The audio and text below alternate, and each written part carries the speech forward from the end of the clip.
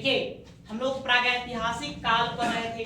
प्रागैतिहासिक काल की शुरुआत पूरा पाषाण काल से हुआ था। हमने देखा कि पूरा पाषाण काल में आदि मानव किसका प्रयोग करते थे? उपकरणों के तौर पर पत्थरों का प्रयोग करते थे। पत्थरों का प्रयोग के बाद फिर इंटर किए मध्य पाषाण काल में। मध्य पाषाण काल में पत्थरों को उपकरणों के साथ साथ हड्डियों से निर्मित उपकरणों का प्रयोग किए। हमने वही मध्य पाषाण काल में देखा कि लोग झुग्गी झोपड़ियों में रहना प्रारंभ कर चुके हैं। जैसे चौपानी मांडव से पहली बार साक्ष्य मिलता है कि यहाँ पर लोग झुग्गी झोपड़ियों में रहा करते थे। उसके बाद नव पाषाण काल है ना। मध्य पाषाण काल में क्या हुआ?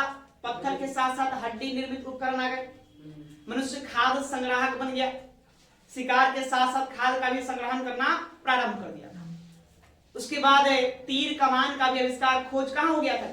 मध्य पाषाण काल में हमने देखा कि भीमबेटका के गुफाओं से चित्र मिला है।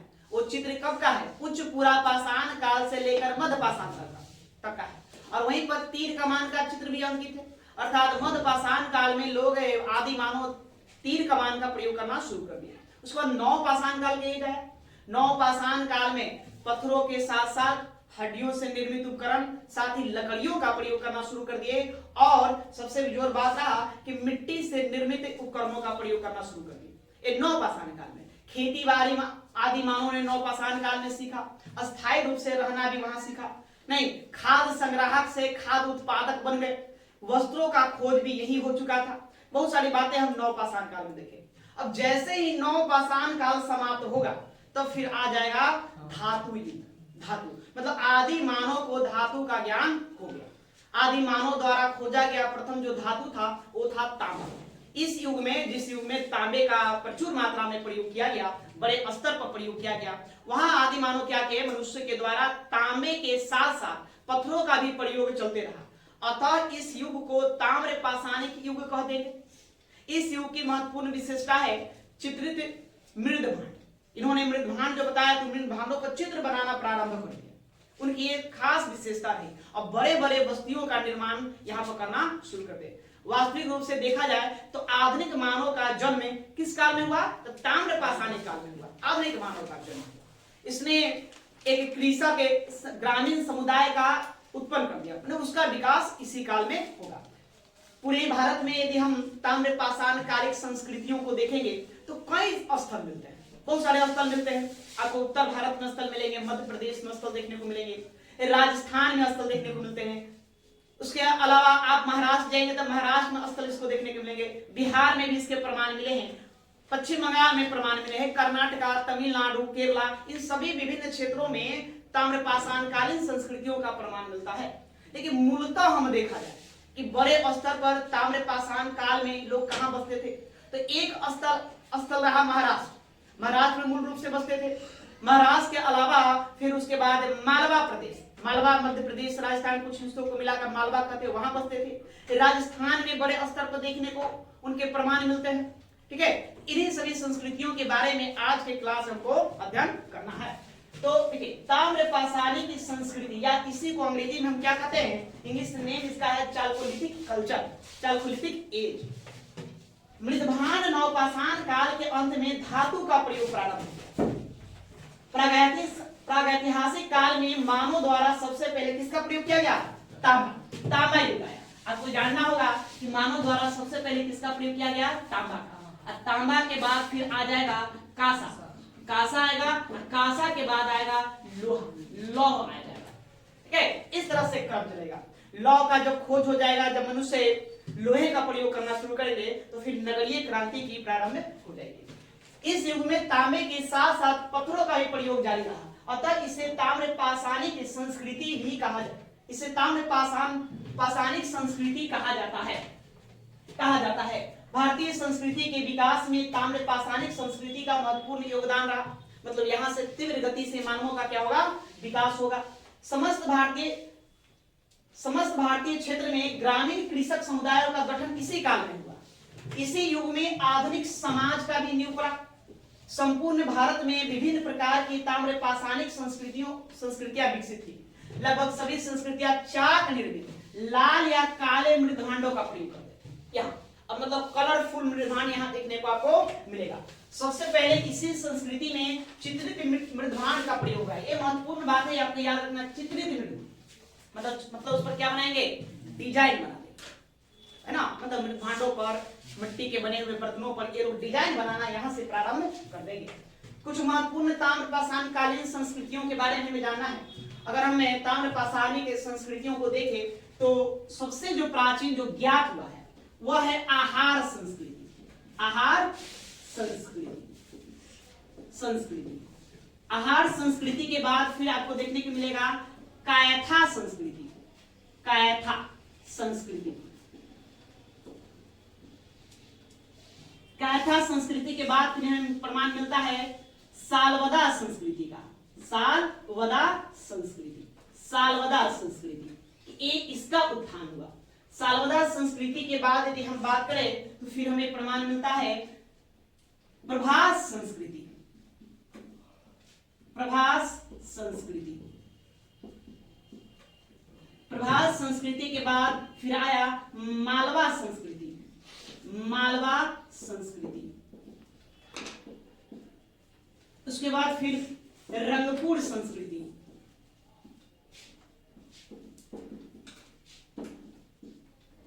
फिर अंत में देखने को मिलता है जोड़वे।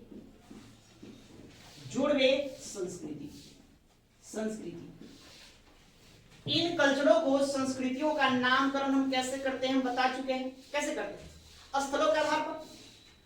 जिस स्थान पर एक विशेष प्रकार का समुदाय या संस्कृति देखने को मिला, हम उसी स्थान के नाम पर उसका क्या कर देते हैं, नामकरण कर देते हैं। अगर हम इसका एज की बात करें, मतलब कब से कब तक एक पीरियड की बात करें, तो आहार संस्कृति जो था यह 2800 ईसा पूर्व से 1700 ईसा पूर्व तक जीवित।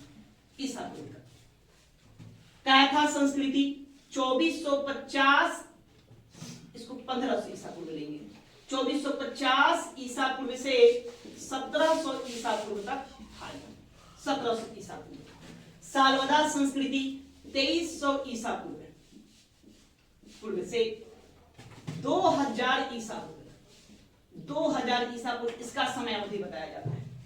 प्रभास संस्कृति यह 2000 ईसा पूर्व से 1700 ईसा पूर्व तक, ईसा पूर्व तक। उसके बाद फिर आपका आ जाएगा, इसको 14 ले, उसके बाद आ जाएगा मालवा संस्कृति, यह 1900 ईसा पूर्व से 1400 ईसा पूर्व। रंगपुर 1700 ईसा पूर्व से 1400 ईसा पूर्व। और फिर लास्ट में आपको जोड़वे संस्कृति देखने को मिलेगा जो 1500 ईसा पूर्व से प्रारंभ होगा और यह 900 ईसा पूर्व तक चलेगा। जोड़वे संस्कृति। तो ये संस्कृतियां जो विभिन्न स्थलों पर भारत के विभिन्न क्षेत्रों में पाए गए हैं। सबसे पुराना कौन मिलेगा, यहाँ समय अवधि देखिए, सबसे प्राचीन कौन, आहार संस्कृति। यह 2800 ईसा पूर्व से प्रारंभ होकर 1500 ईसा पूर्व तक जाएगा और सबसे लंबे अवधि तक चलने वाली यह संस्कृति है। उसके बाद फिर आएगा कायथा संस्कृति, ये 2450 में प्रारंभ होगा और 1700 ईसा पूर्व तक चलेगा। फिर सालवदा 2300 ईसा पूर्व से लेकर कहां, 2000 ईसा पूर्व तक। फिर प्रभास संस्कृति 2000 ईसा पूर्व से 1400 ईसा पूर्व। मालवा संस्कृति 1900 ईसा पूर्व से 1400 ईसा पूर्व। रंगपुर संस्कृति 1700 ईसा पूर्व से लेकर के 1400 ईसा पूर्व। और फिर उसके बाद जोड़वे जो महाराष्ट्र में था, बहुत ही इंपॉर्टेंट है यह जोड़वे संस्कृति, जो 1500 ईसा पूर्व से कब तक, 900 ईसा। यहाँ आप इसका टाइम पीरियड देखेंगे। टाइम पीरियड क्या यह हड़प्पा संस्कृति से मैच करता है? हम आगे चलकर इसके बाद हड़प्पा संस्कृति का अध्ययन करेंगे। तो हड़प्पा संस्कृति का ना कई तिथियां देता है, नहीं अलग अलग तिथियां बताया जाता है। अगर हम एक एवरेज लेके चले तो 2500 ईसा पूर्व से कब तक, है ना, 1500 ईसा पूर्व तक चलेंगे, ईसा पूर्व तक। हालांकि सर्वाधिक मान्य तिथि 2350 ईसा पूर्व से 1750 ईसा पूर्व तक बताया जाता है कि यह इस अवधि के बीच कौन, हड़प्पा संस्कृति जीवित रही। तो हड़प्पा संस्कृति के समकालीन है, अर्थात जिस समय हड़प्पा संस्कृति चल रही थी उसी समय अन्य जगहों पर ताम्रपाषाणिक संस्कृति जीवित थी। अब इन संस्कृतियों में देखिए, आपको सबको याद नहीं रखना है, सबको पढ़ना के नहीं है। हमें इनसे आपसे प्रश्न बनेगा आहार संस्कृति थे, फिर उसके बाद कैथा, कैथा के बाद फिर आपको मालवा और फिर आपको जोड़वे। इन 4 संस्कृतियों को आपको ध्यान में रखना है और इसी को हम अध्ययन भी करेंगे। नहीं, जहां से हमारे प्रश्न बनते हैं, सबको पढ़ने की आवश्यकता नहीं है, उतना पढ़ना है जितना एग्जाम में प्रश्न पूछे। नहीं, कहा जाता है कंपटीशन के एग्जाम में त्याग की भावना होनी चाहिए, आपको छोड़ना भी है। ये भी देख कर चलना है कि क्या नहीं पढ़ना है, क्या नहीं पूछा जाए, जो ना पूछा जाए तो उसको पढ़ेंगे नहीं, जो आता है उसको अध्ययन करेंगे। ठीक है, तो इसको नोट करेंगे, फिर हम आगे देखते हैं आहार संस्कृति को।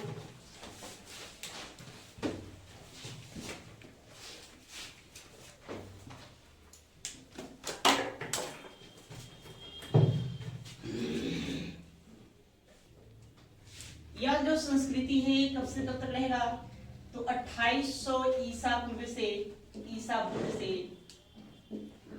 1500 ईसा पूर्व तक चलेगी आहार संस्कृति। आहार, देखिए आहार संस्कृति के अंतर्गत 3 स्थल को ध्यान रखना। कितना? 3। एक स्थल आपका हो गया आहार, दूसरा स्थल हुआ गीलुंद, तीसरा जो स्थल हो गया वो है बालाथल। ये स्थल है कहां? ये दोनों स्थल उदयपुर जिला राजस्थान। और यह जो स्थल है यह आपको मिलेगा राजस्थान में ही है। जिला का नाम भूल रहे हैं, ये भी आपको राजस्थान में है। राजस्थान में ये सभी स्थल आपको बनास नदी के किनारे है। बनास हम लोग पढ़े ज्योग्राफी में, किसकी सहायक है? बनास, चंबल की एक सहायक नदी है बनास है, जो राजस्थान से बढ़कर यहाँ आती है। इसीलिए इस संस्कृति को आहार संस्कृति हम लोग बनास संस्कृति भी। इन तीनों स्थलों में सबसे जो महत्वपूर्ण स्थल है वो कौन है? आहार है। इसलिए आहार स्थल के नाम पर इस संस्कृति का नाम लोग आहार संस्कृति करते हैं।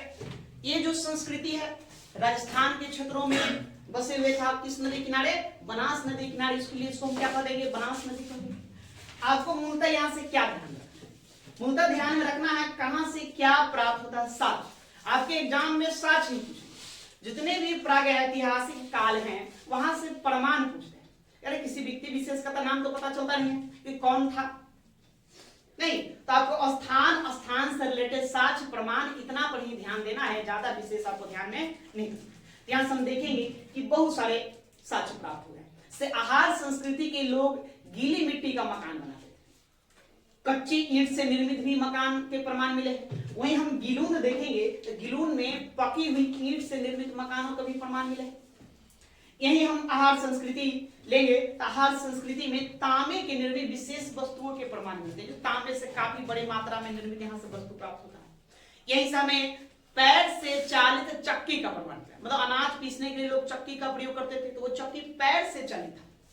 यहीं से कई मुखों वाले हमें क्या मिलेंगे? चूल्हे प्राप्त होंगे। वही हम बालाथल देखेंगे तो बालाथल से ईव आकार के चूल्हे मिलते हैं। ईव आकार चूल्हे यहीं से प्राप्त हुए हैं। लोहे तांबे गलाने का प्रमाण भी यहीं से प्राप्त होता है। तो बहुत सारे प्रमाण हमें इन स्थलों से मिले हैं। तो आप लिखिए, बोल रहे हैं लिखने का काम करेंगे, पेन पेपर चलाएंगे।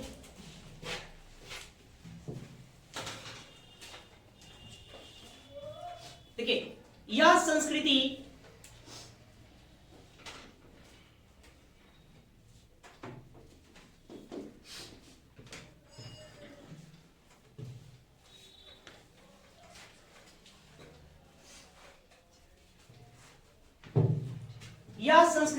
वर्तमान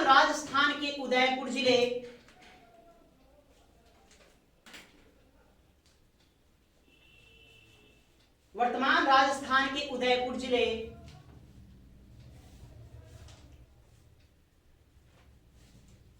जिले और चित्तौड़ जिले में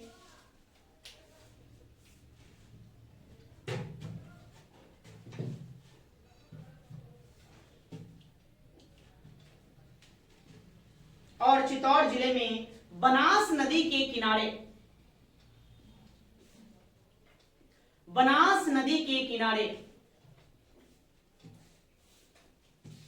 आहार गिलुंद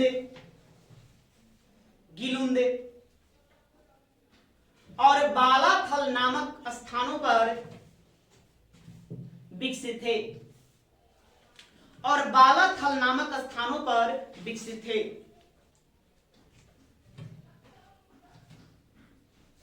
विकसित थे।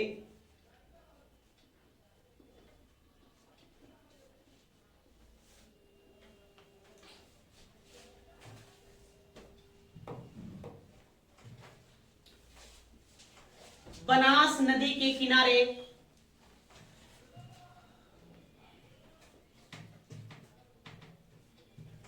बनास नदी के किनारे बसे होने के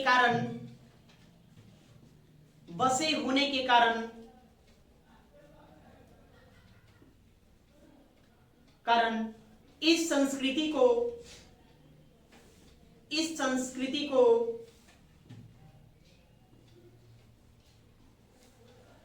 बनास संस्कृति का भी नाम दिया जाता है।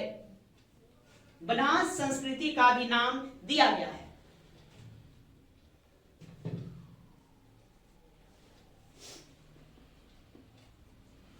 नाम दिया गया है।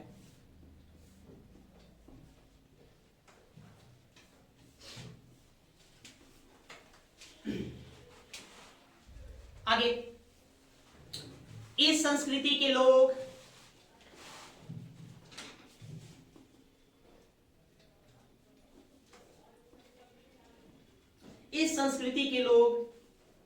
गीली मिट्टी एवं कच्ची ईंटों का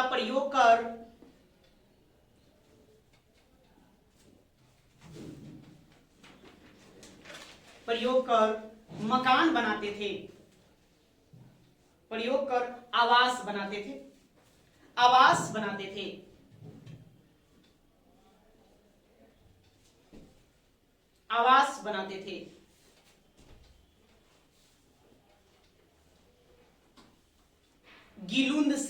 गिलुंद। अब यहां ध्यान रखना, गिलुंद यहां से क्या मिलेगा? अब बताएं, यहां से गिलुंद में क्या मिलेगा? पकी हुई ईंट से निर्मित मकान। इसका प्रमाण कहां से मिलेगा? मकान। इसका प्रमाण हमें गिलुंद से प्राप्त होता है, इसलिए गिलुंद इंपॉर्टेंट, इसको आपको ध्यान में रखना है।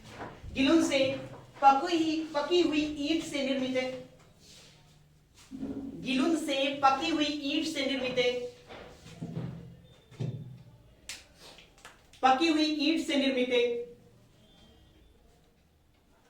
मकान के अवशेष प्राप्त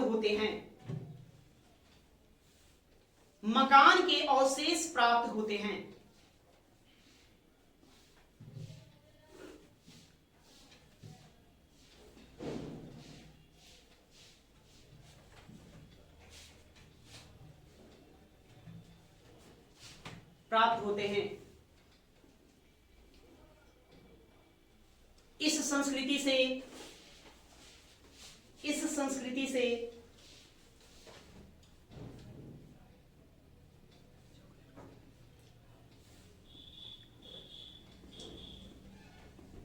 पैर से चलने वाली चक्की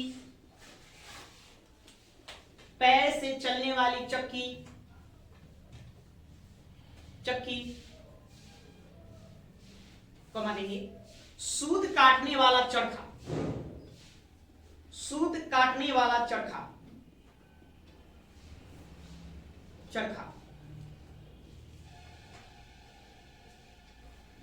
कई मुखों वाले चूल्हे,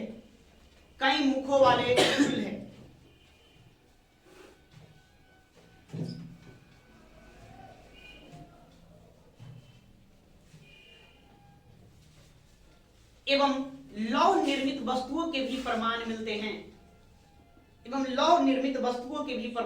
हैं। कुछ अंश में मिला है, वस्तुओं के भी प्रमाण मिलते हैं।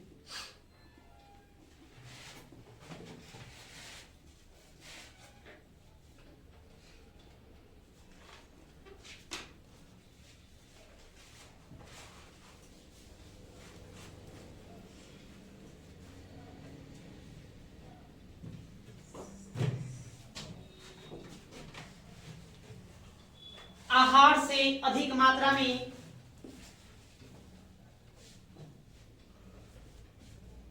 आहार से से अधिक मात्रा में तांबे से निर्मित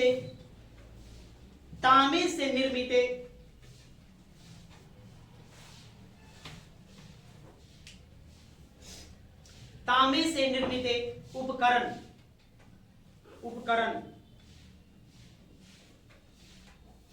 जैसे कुल्हाड़ी,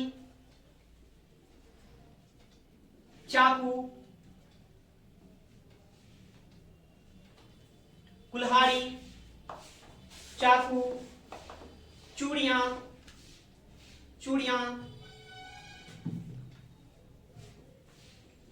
अंगूठी,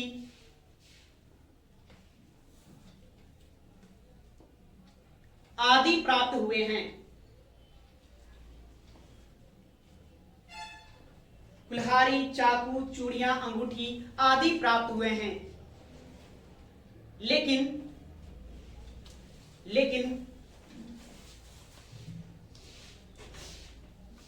यहां से पाषाण निर्मित उपकरण नहीं मिलते हैं।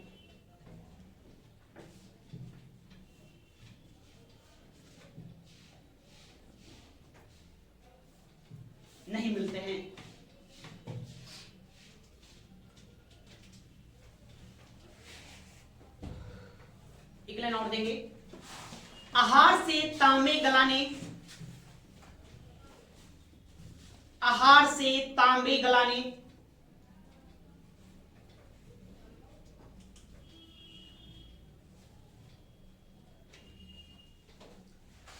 आहार से तांबे गलाने का भी प्रमाण प्राप्त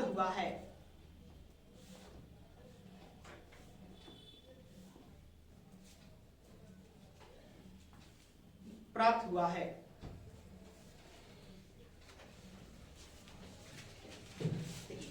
ये जो बालाथल स्थल है, बालाथल राजस्थान की उदयपुर जिले में है और यह सबसे नवीन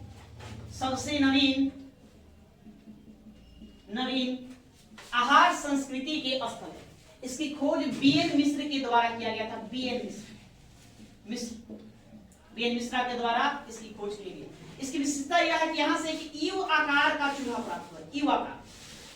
यू आकार का चूल्हा प्राप्त हुआ है। नहीं, ये प्रश्नों की एग्जाम में प्रश्न आ चुके हैं। यू आकार के चूल्हे का साक्ष्य कहां से मिलता है? कौन सा स्थल? बालाथल से मिलता है। और कई मुख वाले चूल्हे तो आपको मिलेंगे आहार से मिलेंगे। पकी हुई ईंटों से निर्मित मकान का साक्ष्य वो कहां से मिलेंगे? गिरुन से मिलेंगे। चरखे का प्रमाण आहार से मिलेंगे। पैर द्वारा चालित चक्की का प्रमाण तो आहार से मिलेगा। तो ये सब आपको साक्ष्य इस पर ध्यान रखना है। आगे लिखिए।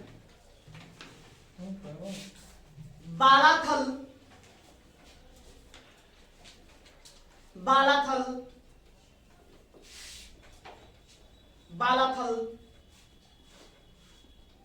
आहार संस्कृति से संबंधित है। आहार संस्कृति से संबंधित है। सबसे नवीन ज्ञात स्थल है। सबसे नवीन ज्ञात स्थल है।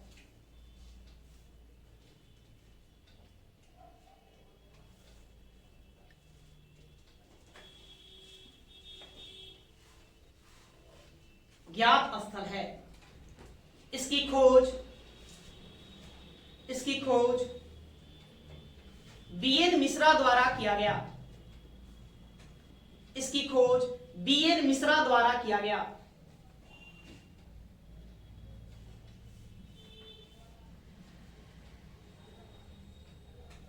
मिश्रा द्वारा किया गया। इसी स्थल से यू आकार के चूल्हे का प्रमाण मिलता है। इसी स्थल से यू आकार के चूल्हे का प्रमाण मिलता है।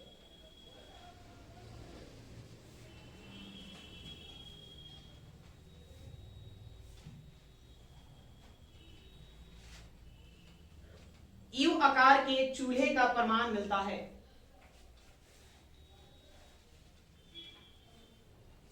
साथ ही काले एवं लाल रंग के, साथ ही काले एवं लाल रंग के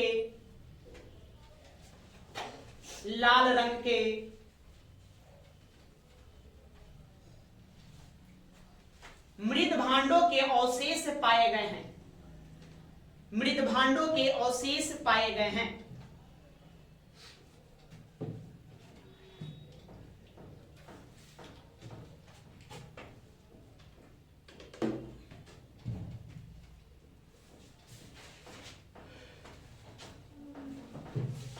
ठीक है, तो आहार संस्कृति समझ गए, क्या क्या प्रमाण ध्यान रखना है, तो इतना ही बात आप ध्यान में रखिए। अब आगे आइए अगला। पहले हम लोग मालवा संस्कृति, फिर देखेंगे कायक।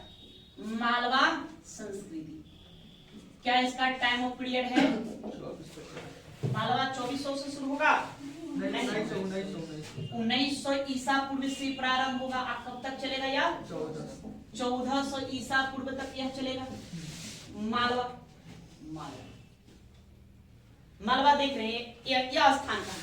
यह स्थान वर्तमान मध्य प्रदेश में नर्मदा नदी के किनारे में स्थित है। यहाँ से कई स्थलों का खोज हुआ है। जैसे यहाँ से स्थल मिला है एक मालवा, है ना, मालवे के अंतर्गत बन के सभी स्थल है। मालवा आपको यहाँ से प्राप्त होंगे। यहीं से आपको मिलेगा कैथा स्थल, कैथा, एरन, यहीं से मिलेगा महेश्वरी, ठीक है। मालवा, कैथा, एरन, महेश्वरी, कुछ प्रमाण जबलपुर में भी यहाँ से मिलते हैं। तो ये सारे स्थल रहे जो मालवा संस्कृति के अंतर्गत है, और यहीं से भी कई तरह के प्रमाण यहाँ से भी प्राप्त होते हैं, जिसके बारे में हमें जानना है। तो इसको लिखने का काम करेंगे। लिखिए, लिखने का हमें समझा देते हैं। लिखिए, मालवा संस्कृति।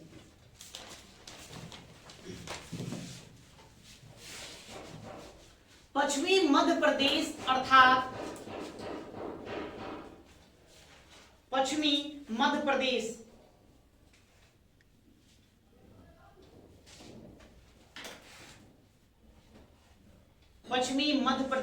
अर्थात मालवा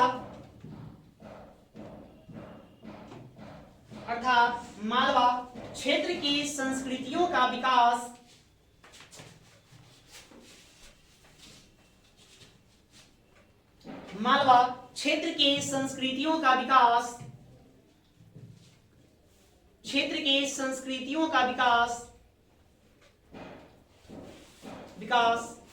नर्मदा नदी के किनारे हुआ था।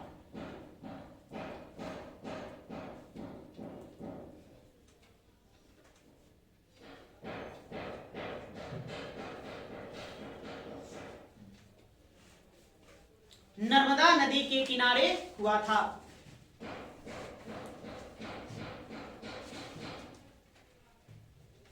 यहां से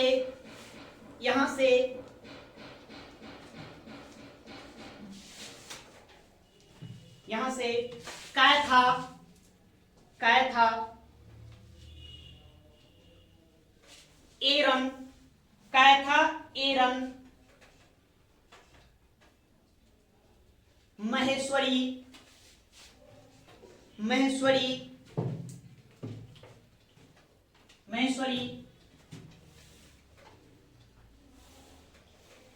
नगदा, नौदा टोली सभी मध्य प्रदेश में जो मालवा संस्कृति का अंतर्गत आते हैं। कैथा, एरन, महेश्वरी, नगदा, नौदा टोली आदि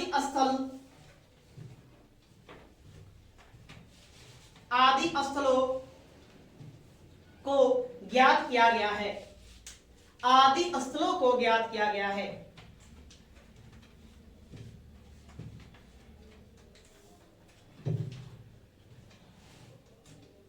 आदि स्थलों को ज्ञात किया गया है। ठीक है, तो ये सभी स्थल है, मालवा, कैथा, एरन, महेश्वरी, नगदा और नौदाटोली। इसमें सबसे बड़ा जो स्थल था कौन था? मालवा का, है ना, ये सभी मालवा क्षेत्र के अंतर्गत ही आते थे, इसीलिए इस संस्कृति को हम क्या नाम देंगे, मालवा संस्कृति नाम देंगे। तो लिखिए, इसमें सबसे महत्वपूर्ण स्थल, इसमें सबसे महत्वपूर्ण स्थल, महत्वपूर्ण स्थल मालवा था, मालवा था। अतः इसे मालवा संस्कृति का नाम दिया गया, अतः इसे मालवा संस्कृति का नाम दिया गया।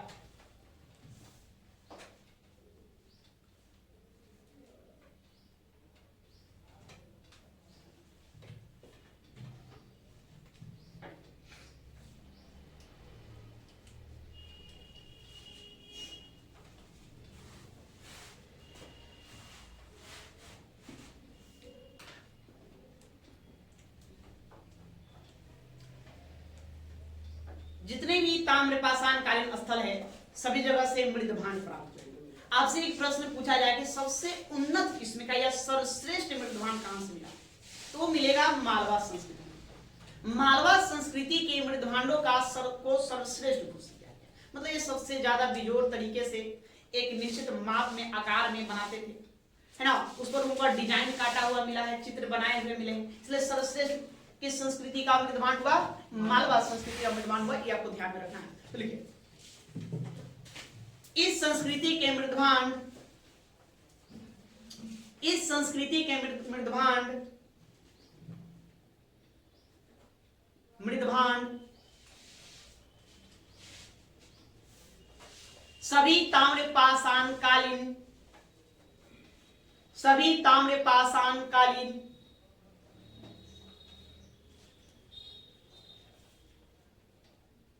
संस्कृतियों में सर्वश्रेष्ठ था, संस्कृतियों में सर्वश्रेष्ठ था।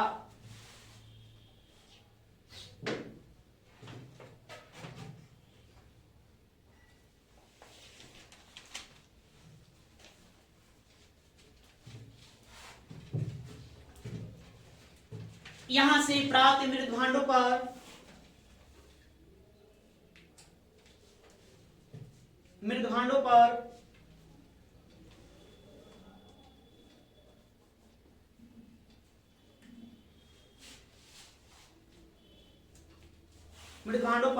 यहां से प्राप्त मृदभांडों पर काले एवं लाल रंग के, काले एवं लाल रंग के चित्र अलंकृत हैं, चित्र अलंकृत हैं।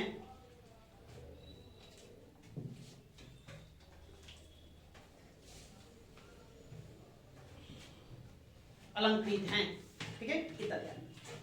अभी नौदा टोली, आपको देखिए मालवा संस्कृति में सबसे ज्यादा ध्यान नौदा टोली पर देना है। क्यों नौदा टोली पर देना है? सबसे पहले दिया मध्य प्रदेश के खारगोन जिले में मिलेगा, खारगोन जिला मध्य प्रदेश। खोज इसका एच.डी. संकालिया महोदय करेंगे। एच.डी. संकालिया के बारे में पढ़ चुके हैं, एच.डी. संकालिया, इनके द्वारा इसको खोजा गया। विशेषता इसकी यह है कि जितने भी ताम्रपाषाण कालिक स्थल है उसमें सबसे बड़ा उत्खनित ताम्रपाषाण कालिक स्थल कौन है? नौदा टोली। अगर सबसे बड़ा स्थल पूछे कि सबसे बड़ा ताम्रपाषाण कालिक स्थल, तो नौदा टोली। अगर बस्ती पूछ दे तो इनाम गांव, बस्ती मतलब एक पार्टिकुलर बस्ती पूछे तो बस्ती कौन था सबसे बड़ा? बस्ती इनाम गांव। वहां से उस बस्ती से 130 घर मिलते हैं, तो सबसे बड़ा बस्ती था। लेकिन सबसे बड़ा स्थल की चर्चा करें तो कौन था? नौदा टोली। तो सबसे बड़ा यह बस्ती है, सबसे बड़ा बस्ती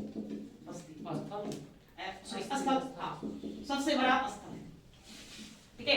और इसी स्थल को हम मालवा संस्कृति का प्रतिनिधि स्थल कहते हैं। मालवा संस्कृति का ये क्या कहलाता है? प्रतिनिधि स्थल, प्रतिनिधि स्थल कहलाता है। अर्थात यह सबसे महत्वपूर्ण स्थल है और यहीं से पूरे मालवा संस्कृति को, है ना, लीड किया जाता था।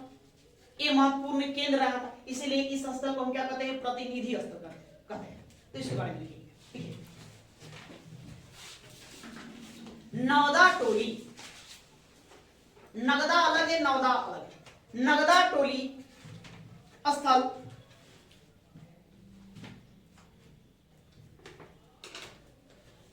नौदा टोली स्थल मध्य प्रदेश के जिला खारगोन में, मध्य प्रदेश के जिला खारगोन में, जिला खारगोन में नर्मदा नदी के किनारे, नर्मदा नदी के किनारे स्थित है।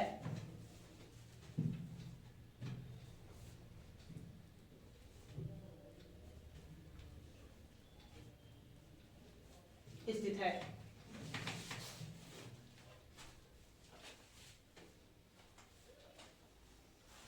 नर्मदा नदी के किनारे स्थित है। इसका उत्खनन, इसका उत्खनन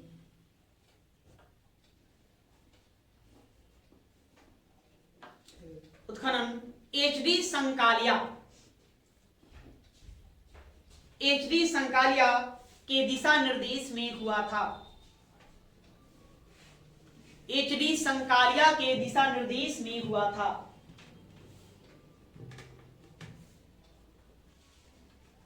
एचडी संकालिया के दिशा निर्देश में हुआ था।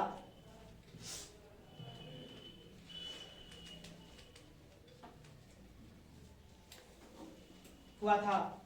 यह सबसे बड़ा ताम्र पाषाणिक, यह सबसे बड़ा ताम्र पाषाणिक स्थल है। यह सबसे बड़ा ताम्र पाषाणिक स्थल है।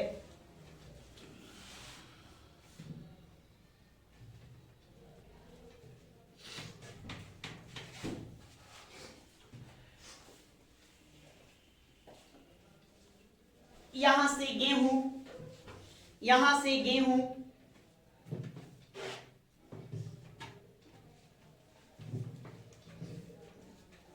यहां से गेहूं, धान, धान चावल एवं दलहन के खेती का साक्ष्य, एवं दलहन के खेती का साक्ष्य प्राप्त होता है। साक्ष्य प्राप्त होता है।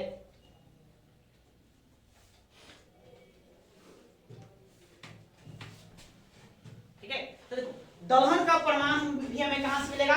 नवदा टोली से। यहां से दलहन, दलहन का जब उत्खनन हुआ तो यहां से बड़े मात्रा में अनाज के साक्ष्य मिले, जो किसी भी ताम्र पाषाणिक स्थल से सबसे ज्यादा मात्रा में है।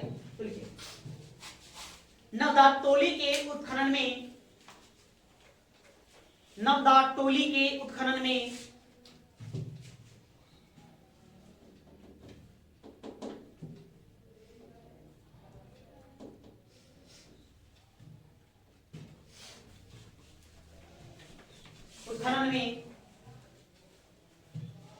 अत्यधिक मात्रा में, अत्यधिक मात्रा में, अत्यधिक मात्रा में अनाज के साक्ष्य, अनाज के साक्ष्य प्राप्त होते हैं।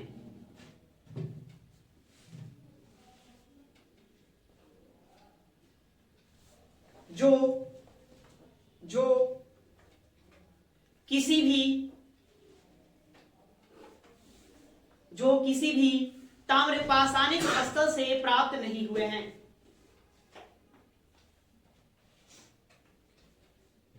जो किसी भी ताम्र पाषाणिक स्थल से प्राप्त नहीं हुए हैं।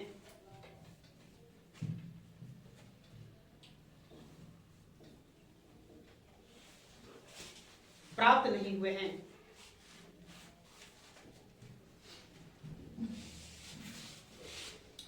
नवदा टोली को, नवदा टोली को, टोली को मालवा संस्कृति का,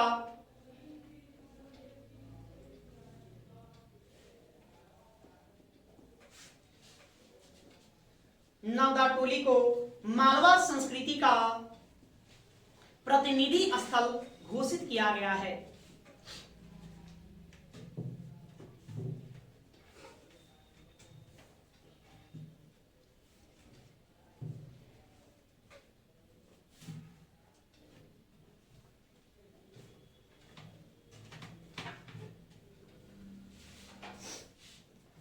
घोषित किया गया है।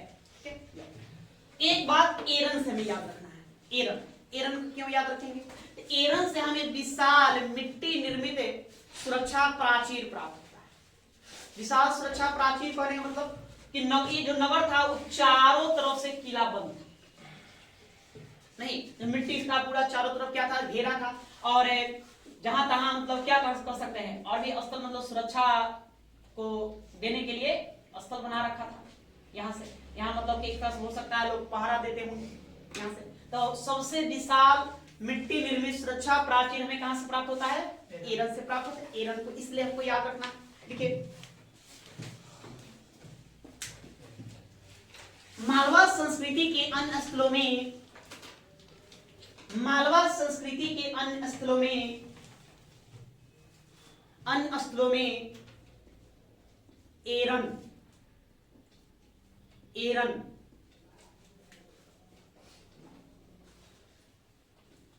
एरन से मिट्टी निर्मित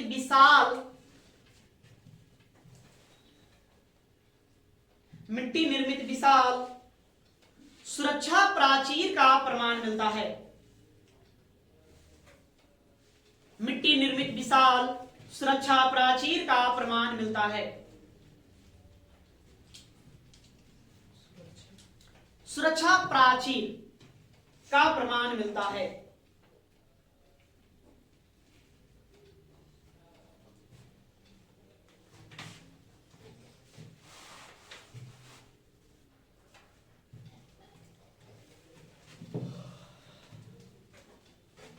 ठीक है, एक हमें नगदा, कौन? नगदा। नगदा से क्या मिला? यहां से देखिए, हाथी दांत निर्मित, हाथी दांत निर्मित मानव आकार की मूर्ति, मानव आकार की मूर्ति हमें यहां से प्राप्त होगा। एक बात आपको यहां से याद रखना।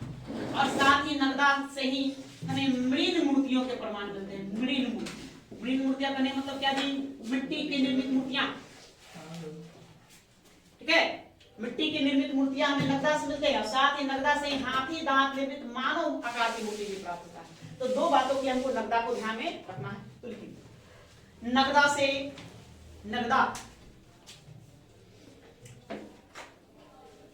नगदा से हाथी दांत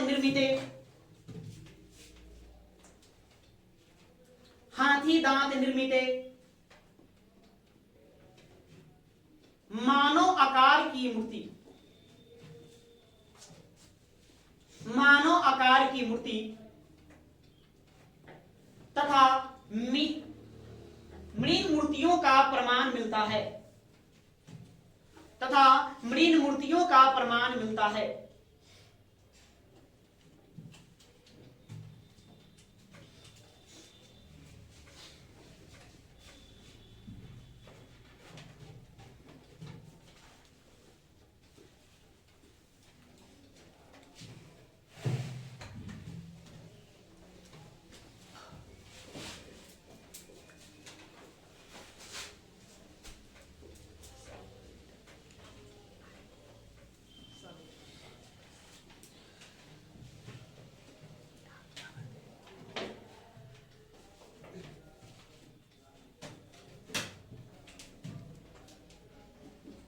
अब ये कैथा संस्कृति, कैथा संस्कृति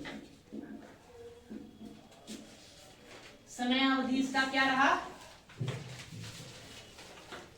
2450 ईसा पूर्व से कब तक चलेंगे आप? 1700 ईसा पूर्व तक चलेंगे। देखिए अभी हमने पढ़ा मालवा संस्कृति। मालवा संस्कृति के अंतर्गत हमने बताया कि कैथा स्थल प्राप्त हुआ है, एरन प्राप्त होगा, महेश्वरी प्राप्त होगा, मालवा तो प्राप्त हुआ ही, नौदा टोली प्राप्त होगा और नगदा प्राप्त होगा। उतने सारे स्थल मिले। उन्हीं स्थलों में कैथा को देखा जाए तो कैथा अन्य स्थलों से भिन्न था, मतलब वहां की संस्कृति जो थी अन्य स्थलों की संस्कृतियों से अलग। इसीलिए विद्वानों ने एक अलग से संस्कृति बना दिया, कैथा संस्कृति। साथ ही ये भी बताया गया कि मालवा संस्कृति का विकास जब हुआ तो उसमें सबसे पहले बनने वाला जो शहर था, बसने वाला जो नगर था, वो कौन था? कैथा। कैथा स्थल पर ही सबसे पहले है ना ताम्रपाषाणकालीन संस्कृतियों का उदय हुआ था मालवा संस्कृति का अंतर्गत। इसलिए इसको हम क्या कहेंगे? अलग है। तो इसके बारे में हमको जानना है। यह आपको मिलेगा कहाँ? ये आपको मध्य प्रदेश में ही काली सिंध नदी का नाम सुने होंगे। तो काली सिंध नदी के किनारे यह स्थल बसा हुआ अभी वर्तमान में है। ये इसको ऐतिहासिक स्थल के तौर पर घोषित किया गया वर्तमान में। यहाँ से भी बहुत सारे प्रमाण मिलते हैं जिसके बारे में हमें क्या करना है? अध्ययन करना है। तो लिखने का काम करेंगे। लिखिए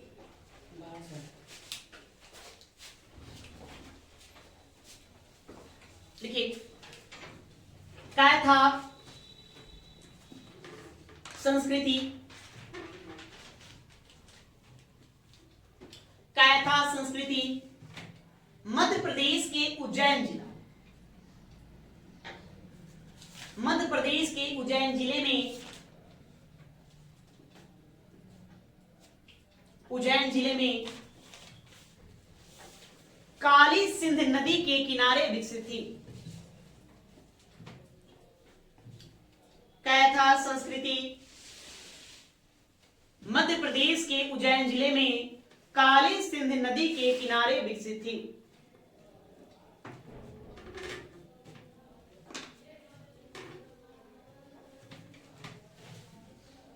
विकसित थी।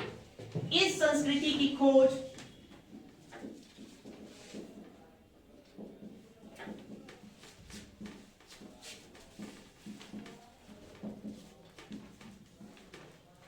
विष्णु श्रीधर वाकरकर, इनका नाम हम पहले पढ़ चुके हैं। विष्णु श्रीधर वाकरकर पढ़े पिछले क्लास में कि भीमबेटका की गुफा की खोज, गुफा की खोज कौन करेंगे? कहते हैं कि वी.एस. वाकरकर करेंगे, विष्णु श्रीधर वाकरकर। तो विष्णु श्रीधर वाकरकर ने ही कैथा संस्कृति का खोज की। इस संस्कृति क्या लिखे? इस संस्कृति की खोज विष्णु श्रीधर वाकरकर ने की। विष्णु श्रीधर वाकरकर ने की।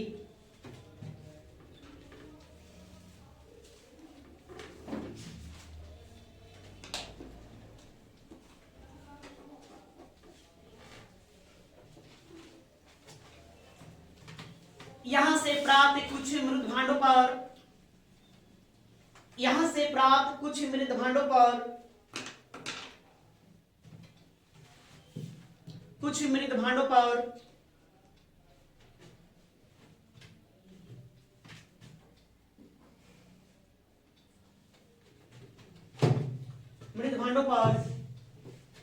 यहां से प्राप्त कुछ मृत भांडों पर प्राक हड़प्पाई,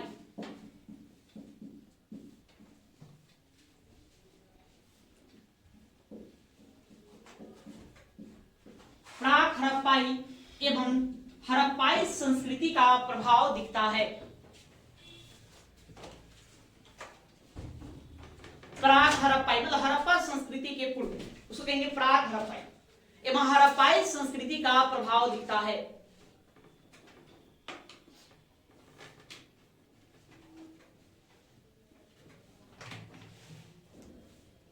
अतः इस संस्कृति को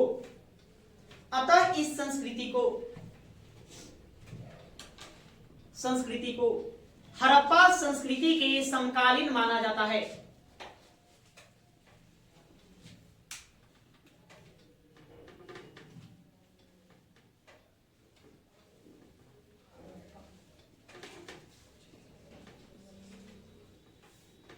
अतः इस संस्कृति को हड़प्पा संस्कृति के समकालीन माना जाता है।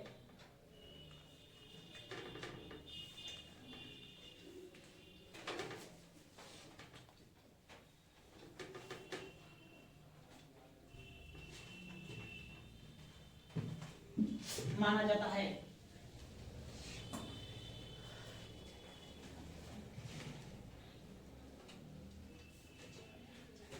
यहां से देखिए कैथा के एक ही घड़े में क्या क्या मिला? यहाँ एक घड़े में 40,000 मनके के दाने। एक घर में मतलब कि 40,000 मनके के दाने प्राप्त है। मन का मतलब एक कीमती पत्थर जिसके छोटे छोटे दाने का लोग प्रयोग आभूषण के तौर पर करते थे, वो मिला है। एक ही घर में एक घर से 29 कंगन प्लस में दो कुल्हाड़ी तो और भी जगह मिला है। तो फिर यहाँ ये जो कुल्हाड़ी कुछ विशेष प्रकार से निर्मित है, ये प्राप्त हुए हैं।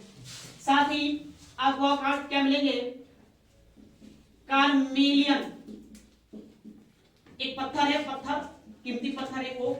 फिर उसके बाद अस्टेटाइन पत्थर, ये सब पत्थर है। ये पत्थर के निर्मित आभूषण, आभूषण यहां से प्राप्त होता है, आभूषण ये सब काफी कीमती है। समझिए, मतलब एक ही घर से 40,000 मनके के दाने प्राप्त हुए।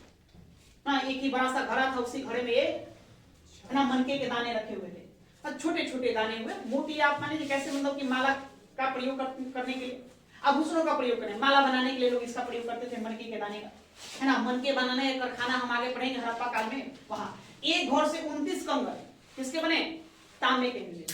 2 कुल्हाड़ी जो तांबे के निर्मित थे, ये प्राप्त हुए। कार्मेलियन यह एक कीमती पत्थर होता है, और अस्टेटाइन भी क्या है, कीमती पत्थर होता है। इन कीमती पत्थरों से निर्मित आभूषण प्राप्त हुए हैं। इसी को देखकर विद्वानों ने यह अंदाजा लगाया कि कैथा संस्कृति के लोग अमीर रहे होंगे, क्यों, कीमती कीमती आभूषण यहीं से प्राप्त होते हैं। तो कैथा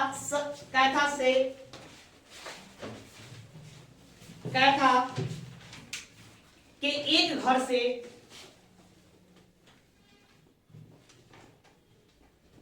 कैथा के एक घर से तांबे के 29 कंगन,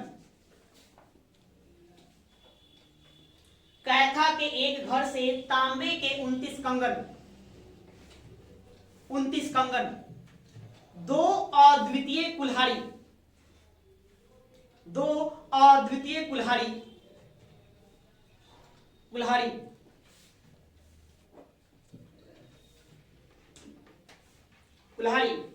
प्राप्त हुए हैं।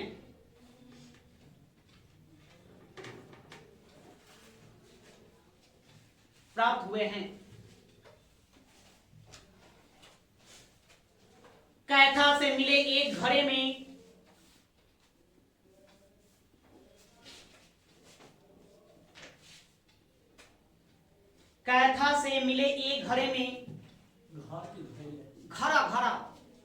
घड़े बता रहे, घड़े मृदभान लिख दो। कैथा से मिले एक घड़े में 40,000 मनके के दाने,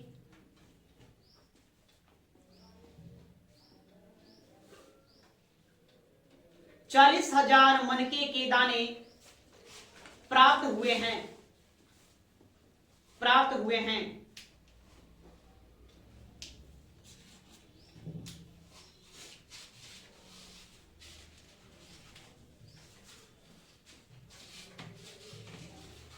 इसी स्थान से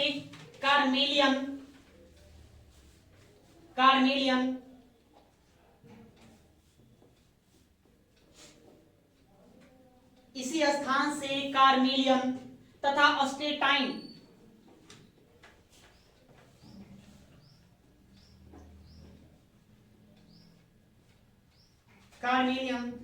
अस्टेटाइन जैसे कीमती पत्थरों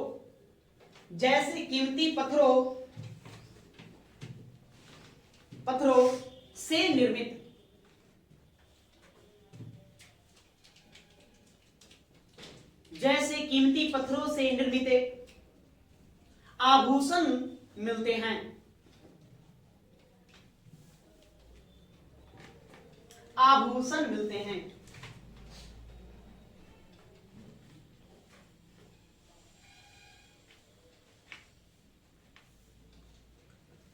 इससे पता चलता है कि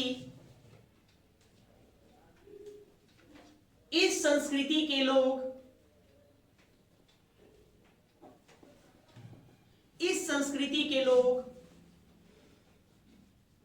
लोग अमीर रहे होंगे। अमीर रहे होंगे।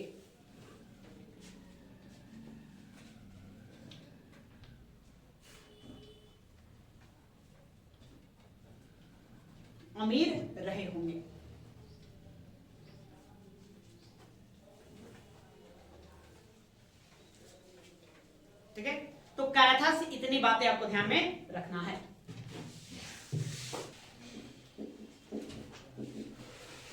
संस्कृति समय इसका क्या रहेगा 1500 ईसा पूर्व से यह कब तक चलेगा? 900 ईसा पूर्व तक चलेगा। कितने 100 वर्ष तक यह जीवित रहा? 600 वर्षों तक यह संस्कृति जीवित रही। या अगर हम जोड़वे संस्कृति की बात करें तो इसके अंतर्गत कौन कौन स्थल आएगा? एक तो जोड़वे आएगा, जोड़वे। दूसरा आपका क्या आ जाएगा, है ना, इनको आपको मिलेगा नेवासा, चंदौली, इनामगांव, सोनगांव और आप नासिक लीजिए, नासिक। ये सभी स्थल जो है ये जोड़वी संस्कृति से संबंधित है। अगर ये प्रश्न यह पूछे कि ताम्र पाषाण कालीन संस्कृति में सबसे ज्यादा स्थल किस संस्कृति से प्राप्त होता है, तो आपका कौन है? जोड़वी संस्कृति। यहां से बहुत सारे स्थल प्राप्त हुए।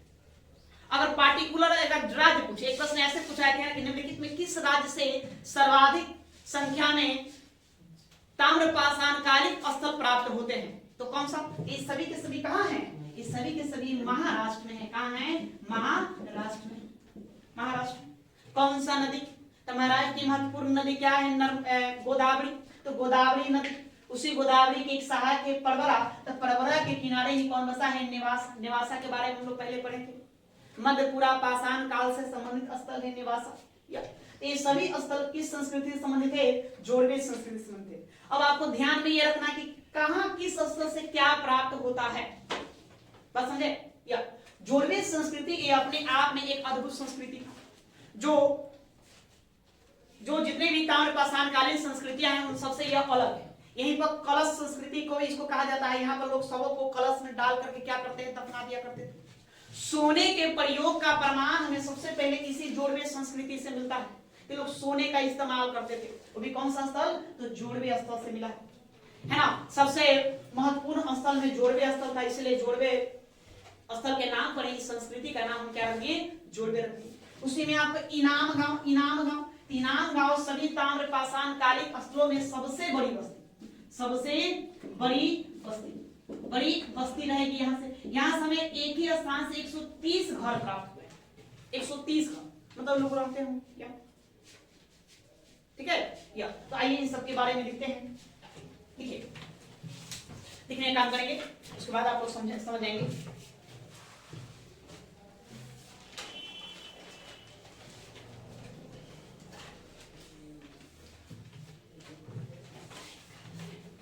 जोड़वे, देखिए यह संस्कृति पश्चिमी महाराष्ट्र में विकसित था।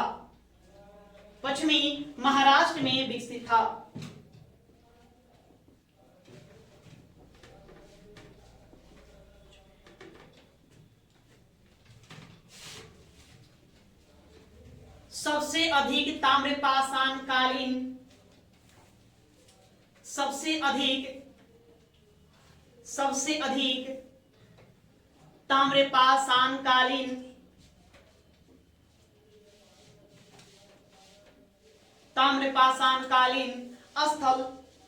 स्थल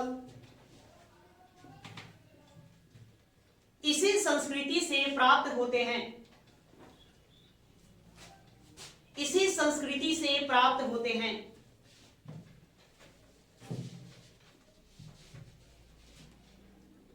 इसी संस्कृति से प्राप्त होते हैं।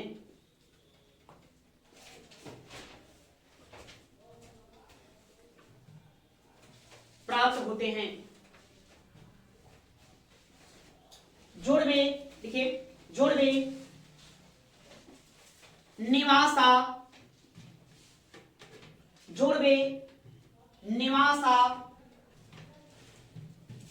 चंदौली, इनामगांव,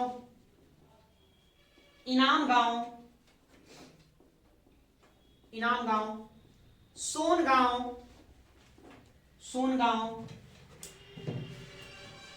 नासिके,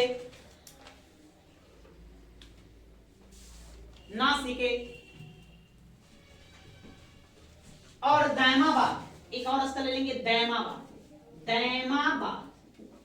इसी को आप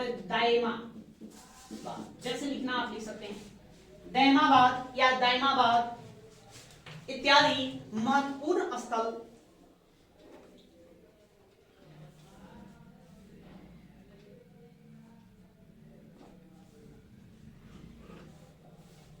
इत्यादि इत्यादि महत्वपूर्ण स्थल जोड़वे संस्कृति से संबंधित है। जोड़वे संस्कृति से संबंधित है।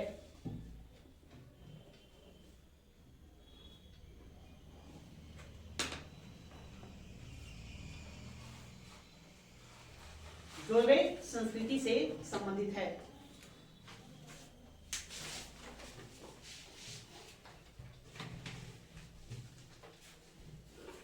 इसमें सबसे बड़ा स्थल कौन? सबसे बड़ा बस्ती पूछे तो बस्ती कौन? इनाम गांव। नहीं, महत्वपूर्ण स्थल कौन? तो आपको कौन? जोड़वे। इसलिए संस्कृति का नाम क्या रख देंगे? जोड़वे रख देंगे। बात समझ में आया? तो बारी बारी से जिससे जो विशेषता है उसके बारे में साक्ष्य में लिखना है। सिर्फ क्या लिखना है? साक्ष्य। व्यक्तियों का नाम तो जानना नहीं है, ठीक है? तो लिखे परवरा नदी। पहले ये निवास के बारे में जान लेते हैं। परवरा नदी के दाएं तट पर स्थित है। परवरा नदी के दाएं तट पर स्थित है जोड़वे को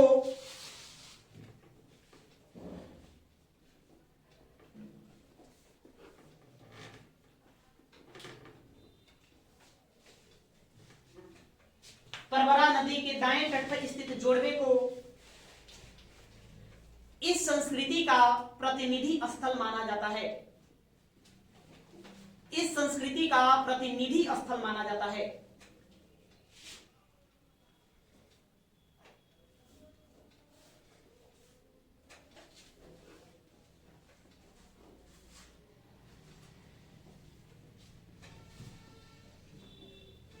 स्थल माना जाता है। जोड़वे से ही सबसे पहले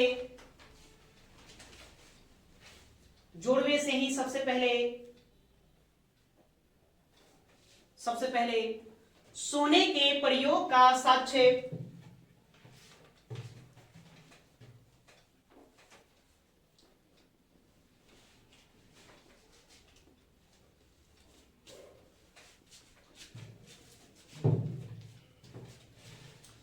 जोड़वे से ही सबसे पहले सोने के प्रयोग का साक्ष्य मिलता है।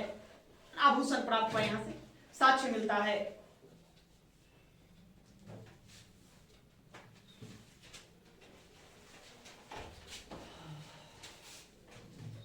नौतली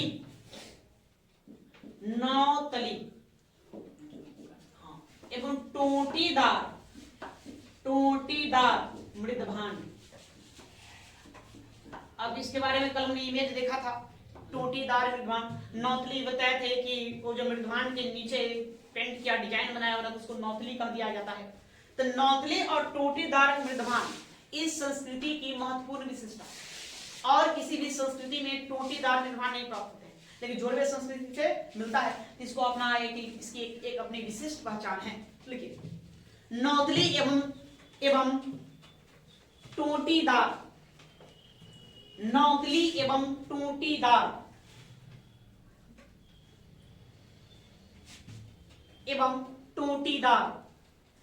मृदभांड इस संस्कृति की इस संस्कृति की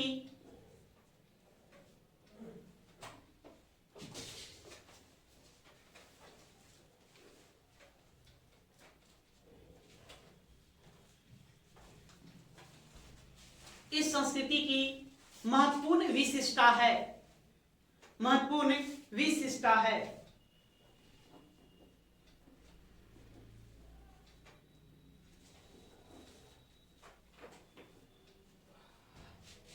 ठीक है, ये ध्यान रखिए। तो अब सोने का आभूषण कहां मिलेगा? जोड़वे से नहीं, जोड़वे से प्राप्त होगा। सबके बारे में जानेंगे। आइए पहले दानावाद जान लेते हैं। दानावाद के बारे में बताया कि यहाँ सबसे महत्वपूर्ण बात जो पूछा जाता है, एक मानव द्वारा जानते हैं हम लोग, तो लिखने का काम करेंगे। ठीक है, खाली सब सच और प्रमाण आपको लिखना है। कहां से क्या मिले हैं, ज्यादा विशेष यहां से समझना नहीं है। लिखो तो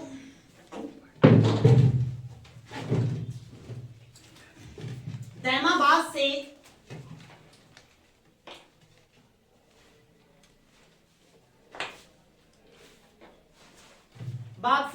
तांबे निर्मित रथ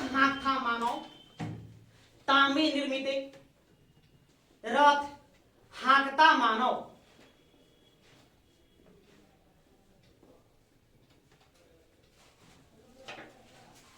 कौन देंगे? गणेश की मूर्ति। रथ हाँकता मानव, गणेश की मूर्ति, गैंडा, हाथी,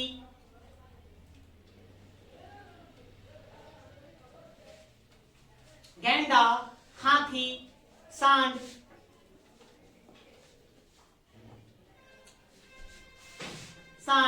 इत्यादि की मूर्तियां प्राप्त होते हैं, इत्यादि की मूर्तियां प्राप्त होते हैं।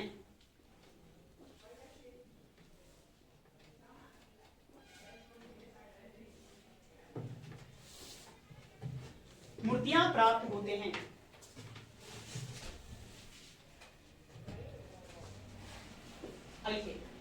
इनाम गांव, इनाम गांव,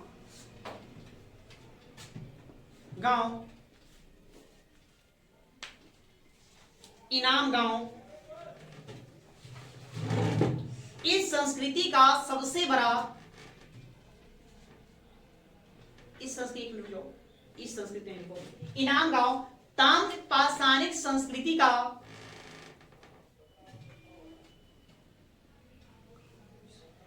इनाम गांव ताम्र पाषाणिक संस्कृति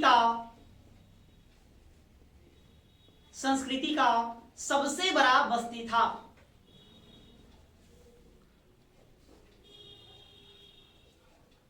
यहां से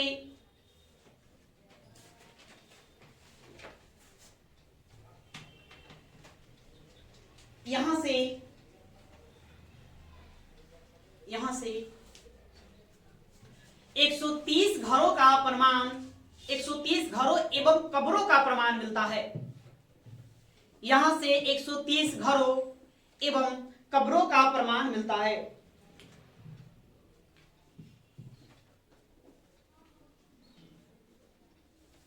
प्रमाण मिलता है।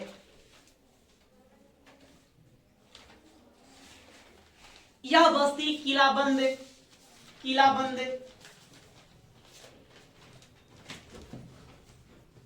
यह बस्ती किलाबंद एवं 2 मिनट आप लोग उधर बैठ, 2 मिनट। यह बस्ती किलाबंद एवं चारों तरफ से खाई से घिरी थी।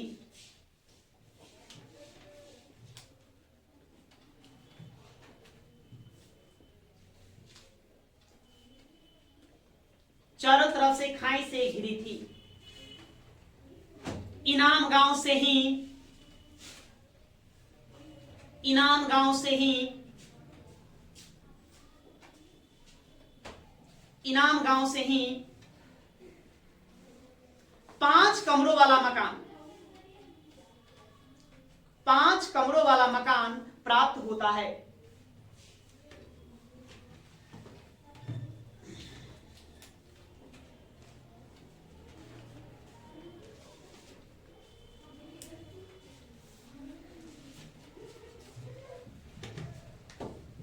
साथ ही विशाल चूल्हे, साथ ही विशाल चूल्हे,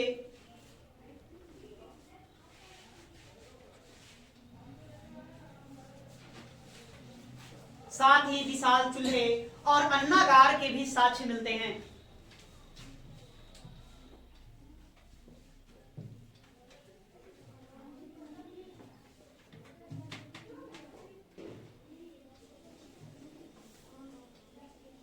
और अन्नागार के साक्ष्य मिलते हैं। इनाम नाम से ये बात ध्यान रखना है। अच्छा, एक और आप याद रखिए, नासिक, नासिक निवासा, निवासा है, निवासा, निवासा से ध्यान रखना। निवासा क्यों याद रखना? देखिए, पटसन, पटसन जानते हैं? पटसन, पटसन का खेती होता है, इसका प्रयोग हम लोग वस्त्रों में करते हैं, बोरा वगैरह बनाने में करते हैं। तो पटसन, रेशम, रेशम किस लिए? रेशमी वस्त्र, रेशम वस्त्र का निर्माण करने के लिए मिलता है। तो पहली बार भारत में पटसन का साक्ष्य और रेशम का साक्ष्य ये दोनों कहां से मिलेंगे? निवासा से प्राप्त होते हैं। किससे प्राप्त होते हैं? निवासा से प्राप्त होते हैं, इसलिए आपको निवासा को ध्यान रखना है। तो एक और लाइन लिखो, इसके बारे में लिख लीजिए। निवासा से पटसन का साक्ष्य मिले हैं। निवासा से पटसन का साक्ष्य मिले हैं।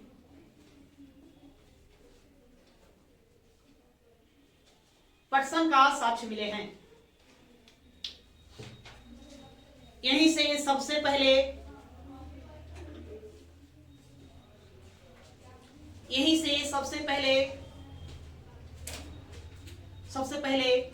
रेशम का साक्ष्य मिलता है। यहीं से सबसे पहले रेशम का साक्ष्य मिलता है। रेशम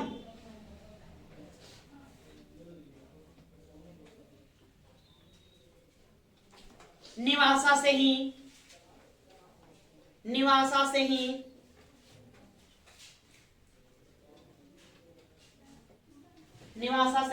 सिर रहित मूर्तियां, मतलब दिखाते कल इवेंट देखे थे हम लोग कि सिर नहीं है ना, सिर छोड़कर बाकी धौर है, तो सिर रहित मूर्तियां भी हमें कहां से प्राप्त होंगे? निवासा से प्राप्त होंगे।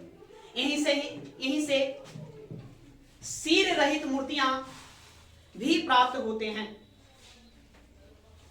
सिर रहित मूर्तियां भी प्राप्त होते हैं।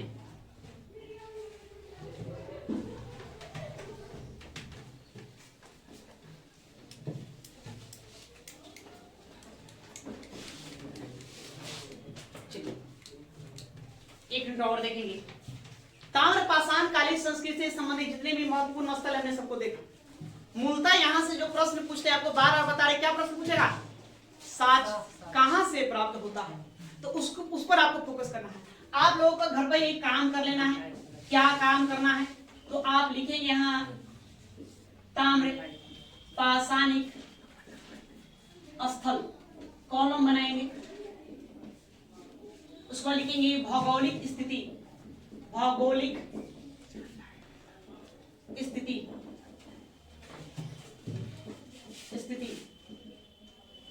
उसके बाद लिखेंगे फिर साक्ष्य। घर पर जाना है तो आज आपको इस तरह से कॉलम बना लेना है।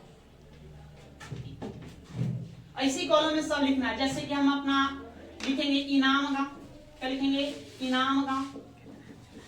इनाम गांव है कहां? तो ये कहां है? महाराष्ट्र में।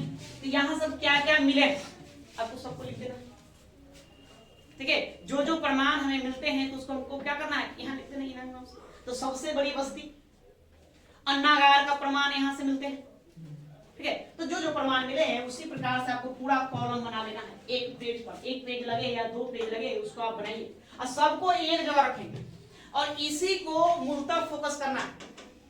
बन जाएगा, तैयार हो जाएगा जी।